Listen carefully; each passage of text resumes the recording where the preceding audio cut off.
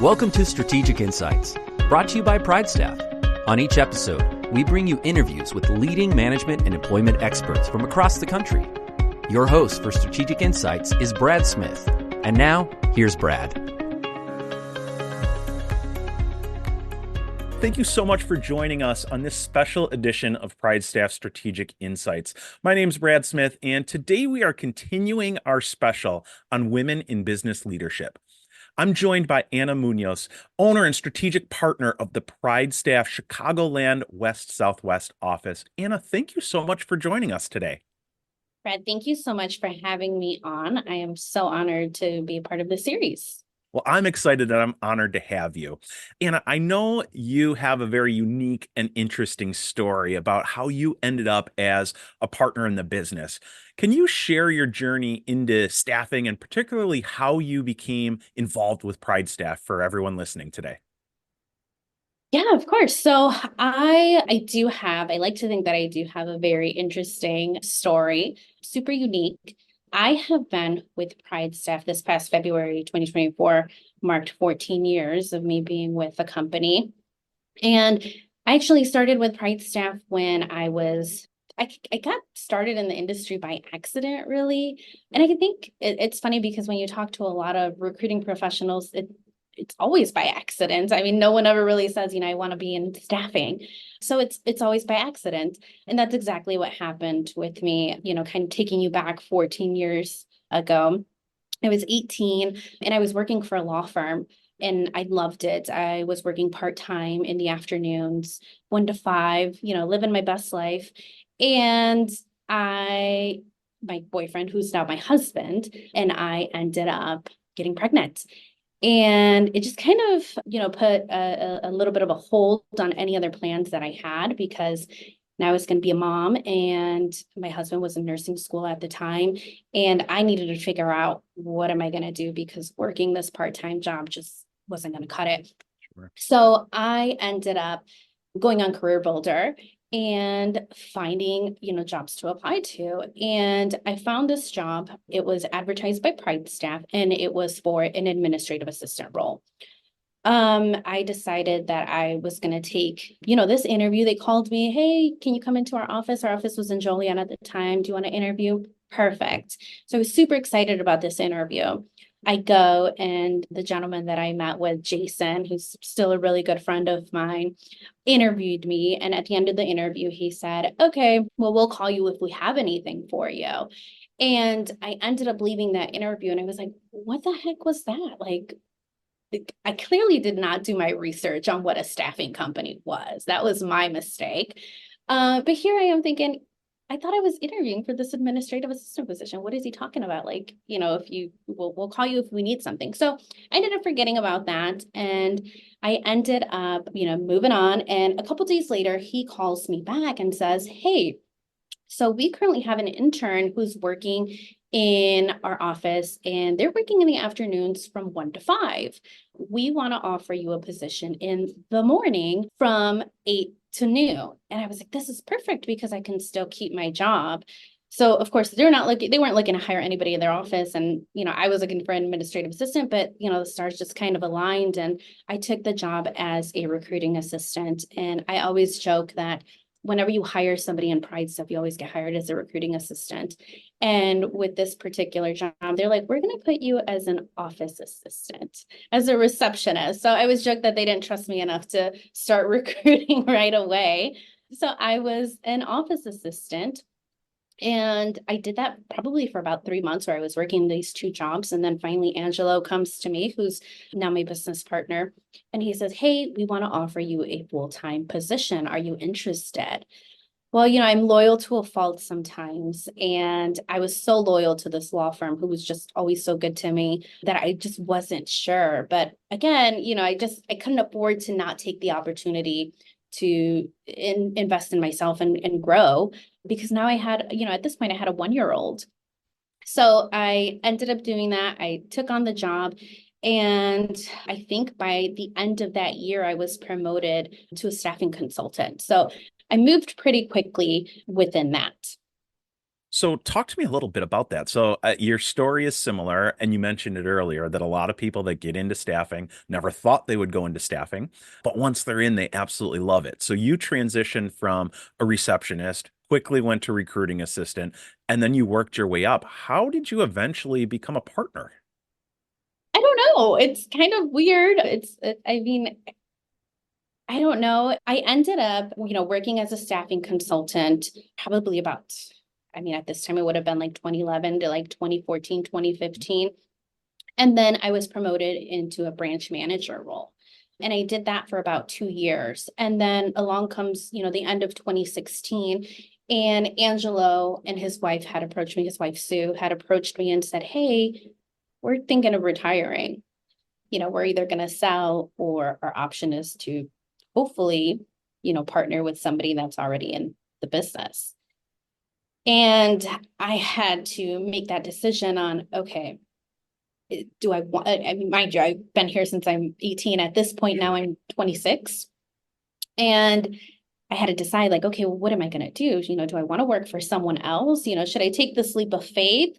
And, really with the help of my parents and now at this point, fiance, really said, "Hey, I think you should do it. Most people don't get this kind of opportunity." And I did. I ended up becoming a partner in February of 2017. So 7 years after I had joined as, mind you, just this office assistant. Now I was, 50% owner of this company. And, Angelo and his wife, Sue, that's something that they really counted on me and they really saw something in me that I didn't really see in myself, to be quite honest with you. But, they thought that I would be great. I would be a great partner. And we've been partners ever since. That's terrific. I can imagine that you were shocked when he first approached you with that. I was, yeah, because I'm looking at myself like, are you sure? Like me, out of all people, like, because he could have taken the business and he could have sold it. He could have made a lot more money. And, here I have this man who really sees something and really wants to look out for me. Both him and his wife have really looked out for me. And, we've gone through the trenches together. And for them to take that kind of leap of faith on me really says something about themselves, about, both of them. And it's something that I don't think in this lifetime I'll ever be able to repay them for doing that. Well, I'm sure they wouldn't have taken that leap of faith unless they noticed something. So I know that you mentioned you didn't notice that in yourself, but what do you think were some of the significant achievements or the accomplishments that led or contributed to them gaining trust and thinking about you in that perspective and inviting you to become a partner in the business? As I mentioned earlier, I'm loyal to a fault. So I've always been super loyal to anybody who looks out for me. I'm loyal to them. And I think that was something that happened here with Angela and Sue. I mean, they've always looked out for me and my family. So it was something that, I trusted them and they trusted me. When you ask that question, like, what do they see? I'm not sure. I do suffer from imposter syndrome. I don't know what they saw, but it's clearly worked out. So, Sure. so I've been very lucky. It's funny that you mentioned imposter syndrome because I have the opportunity to get on and speak with a lot of business owners, with a lot of extremely successful people. And I hear that over and over and over that at some point they fall victim to imposter syndrome and they wonder how they were so successful or they equate it to luck. I think it's the complete opposite. So I think what really happens is your hard work, your dedication make you successful. When you're faced with a challenge, you're going to overcome that. You're not looking for excuses. You're going to address that head on. You started as an owner at the young age of 26. You're a minority woman. You're a mom. Talk to us a little bit about how you actually overcame those challenges. Being a first generation Latina, without a college education and a young mom, I kind of just fit all of those statistics. And I think by kind of fitting all of those boxes that I'm supposed to be categorized in, that kind of fueled my own determination to succeed. I knew that I had to work hard and prove myself in a world where there's not a lot of opportunities like this. They're not going to come knocking at my door. So I knew that if I had this opportunity, I was going to have to take it and make something of it. And I feel like that's exactly what I did. The pandemic brought a lot of pressure. And I think that was really the first time that I was faced with a huge challenge. So kind of taking you back to 2008 to 2009, I wasn't around for that. 17, 18, the recession in 07 and 08, that wasn't something that was even on my radar. So, while I was around for it, didn't really impact me. But then we had, COVID. And now as an owner, now I think at this point, 2020, I would have had like 3-4 years in as an owner.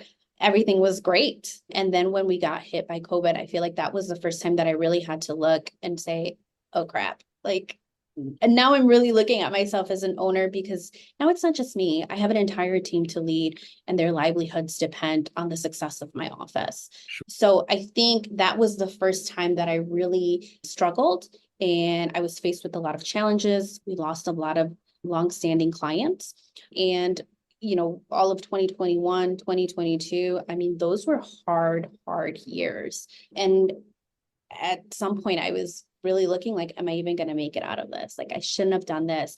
I shouldn't have taken on the responsibility of being an owner, because again, it just goes back to it. It's not just me. It's not just my family.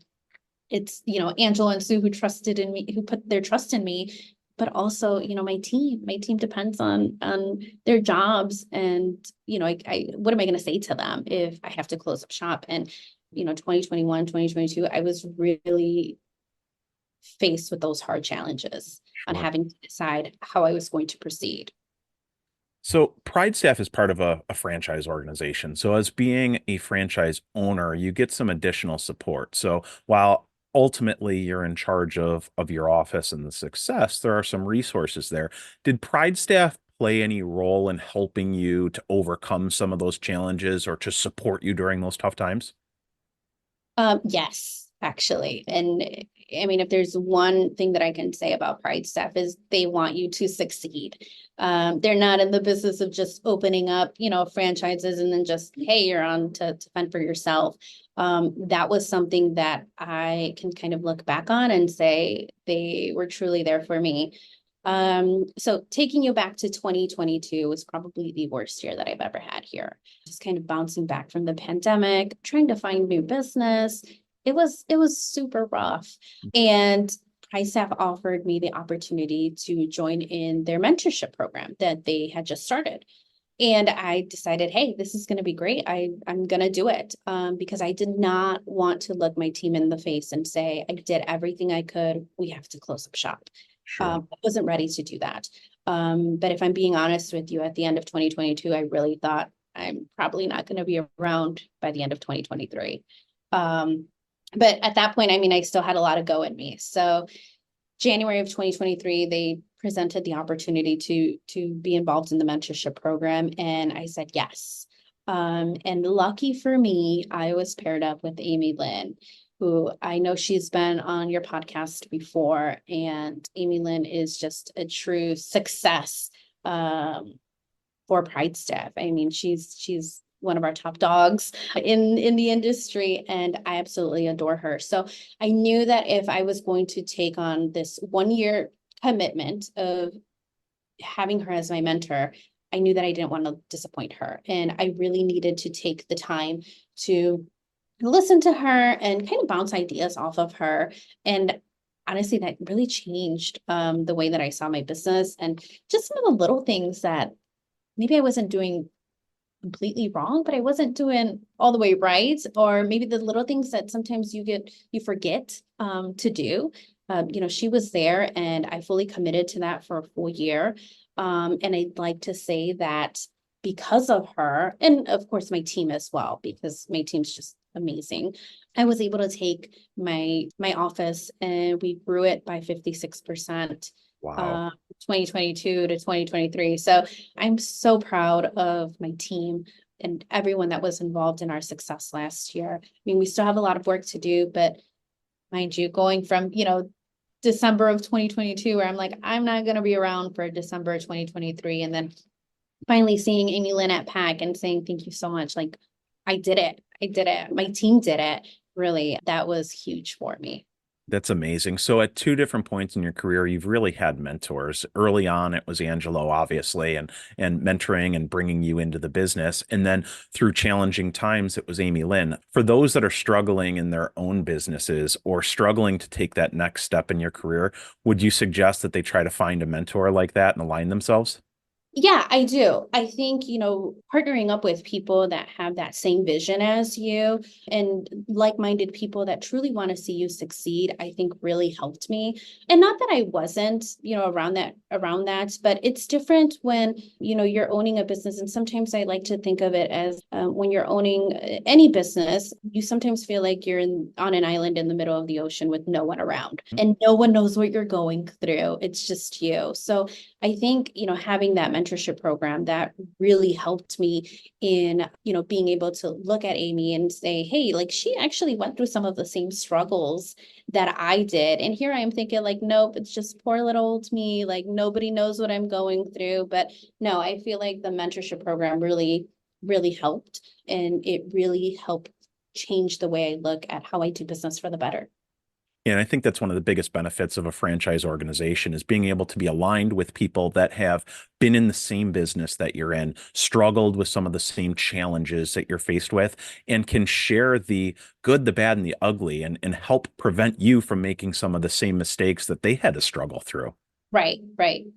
Now, Anna, congratulations on that rebound. I mean, you said 56%. That's absolutely amazing to rebound from the pandemic and come out even stronger, probably with more market share and really reinvent yourself, reinvent the business. Talk to us a little bit, if you would, about your future plans. What's the future look like for Anna and your local office? So, one of the things that, I have big dreams, but one of the things that I did learn and I actively did in 2023, I had small little goals. It started with, hey, are we just better than what we were the day before? Okay, great. Are we better than what we were the week before? And I think having those small goals for my team and myself really helped, and it pushed us to just this, huge growth. I mean, when you think of 56%, sometimes, I still look at it like, oh, okay, it's not that great. But when I say it out loud or say it to other people, they're like, oh my God, like 56% from where you were, that's incredible. So for now, it's just, I just want to be better than I was the year before. I want to be better than I was yesterday, just myself and my team, my office as a whole. And, I told you that 56% growth, I just want to have another year of 56% growth. And right now, at least for right now, I can tell you that we are on track to do, if not 56, if not just a little bit more than that. So I'm Perfect. super, super happy with how we've started our first quarter this year. I love that. Just a little bit better. So we're shooting for 57%. Exactly. Yes. Exactly. 56 and a half. I'll Yep. take it. I love that. And I love breaking down those big monstrous goals into bite-sized pieces and getting your team on board and really embrace that. And I think it creates a snowball effect. Once you see some little successes, it begins to compound. Yes, yes. And that's exactly what happened.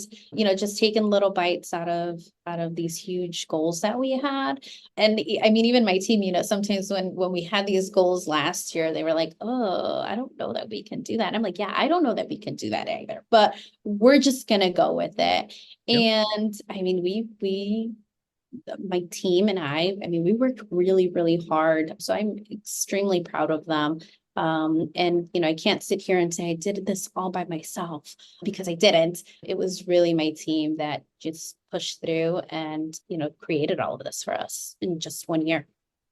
Terrific. Switching gears just a little bit, I want to talk about business overall. Lately, diversity inclusion is a big topic, and I'm sure you're seeing that in your client base right now in the companies that you work with. But what do you think organizations can do to foster an environment that really supports young minority leaders? Specifically thinking about some of the challenges or opportunities that you went through. What can companies do to foster that inclusivity? Yeah, of course. So as I mentioned, I'm a double minority. I'm a woman and I'm a Latina. And when I look at Pride staff, you have these incredible SPs with these incredible backgrounds. They've had 20 years of experience. They're all college educated. I don't fit any of that. I've got Pride staff And that's it. That's all I know. That's probably all I'll ever know is just recruiting. But one thing I can say about PrideStaff is that they are so good at being very inclusive. So when you look at our corporate team, I mean, we have Tammy, who's co-CEO. We have Christine, who's our CFO. And then we have Paula Pizarro, who is, director of franchising. So you have all of these women that are in these positions of power. And I think PrideStaff does a really good job of just helping whoever, if it's something that you're passionate and something that you're dedicated to, I mean, they're going to do whatever they can to make sure that you are in a position to grow, whether you're, Black, white, male, female. I mean, they don't care. I mean, as long as you are qualified and you're dedicated, they're going to do everything they can that's in their power to help you. Terrific. And I see that all across the board. And there's so much diversity and inclusion across the entire system. And they really give you the support and tools and guidance to be successful. Anna, thank you so much for sharing your wonderful journey with us. Any closing words of wisdom for other women, minorities, young parents that want to take the next step in their career, maybe even want to launch their own business? Yeah, I mean, one of the things is, surrounding yourself with like-minded people. I think that's huge. Somebody that has the same goals as you, same goals and aspirations, that'll take you very far. Educating yourself. I think knowledge is power, and it will boost your confidence and in making informed decisions, and celebrating your wins, no matter how big or how small. Recognizing your own progress is important. And then I think the last thing that I want to share with everybody is, and this is something that my husband, who I swear he quotes everything to me, something that he's always shared with me is fear kills more dreams than failure ever will. And I think that has resonated with me and has helped me grow my business and really take these huge leaps of faith. So I tell everybody, dream big and dream often. I absolutely love that. And for those that are listening that want to dream big, that want to dream often, that want to get past fear, definitely reach out to the team at PrideStaff. They can help you find an amazing opportunity or even create your own opportunity for business ownership. So, Anna, thank you so much. We really appreciate it. Thank you so much, Brad. It was an honor. Thank you so much. Thank you for listening to Strategic Insights, brought to you by PrideStaff. Whether you're looking for high-level workforce consulting or staffing help to meet demands, PrideStaff is here to help.